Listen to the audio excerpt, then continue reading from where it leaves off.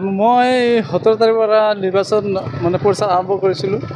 মই প্ৰতিজন ঘৰে ঘৰে গৈছোঁ, কিন্তু যিহেতু আজি অন্তিম দিন, আজি 4টা বজাত অন্ত পৰিব, সেইকাৰণে গোটেই পঞ্চায়তখন মই খোজকাঢ়ি যাব নোৱাৰিম, তাৰ কাৰণে বাইকৰ ব্যৱস্থা কৰিছোঁ। আৰু প্ৰথমে মানে এনে 20টা বাইক লৈছিলোঁ, যে মই 20টা বাইক লৈ ঘৰে ঘৰে যাম, মানুহৰ লগত দেখা কৰিম।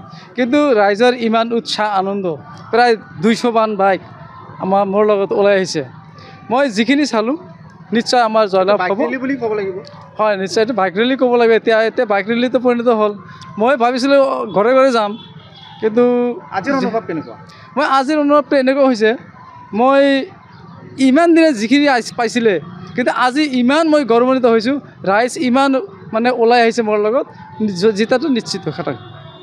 আৰু 4 বজাৰ লগে লগে যিহেতু অন্ত পৰিব, গতিকে আৰু ধৰক কি হয়, এতিয়া প্ৰায় 2 বাজিলেই, মই 4 বজাত অন্ত পৰিব। হয়তো আৰু 2টা গাঁও বাকী আছে, হয়তো গেগেৰগা পাৰ্ট 2 আৰু দেউতা ৰায়পুৰ বৰাইবাৰী। মই এই 4 বজাৰ আগতে শেষ কৰিম।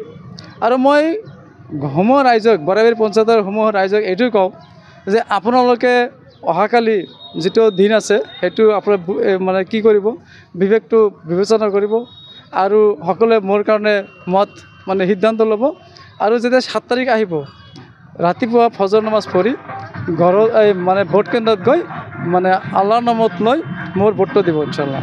মই সমূহ ৰাইজক এইটো অনুৰোধ জনাওঁ, যাতে সকলো ৰাইজে মোক দুৱা আশীৰ্বাদ কৰে আৰু ভোটটো দিয়ে।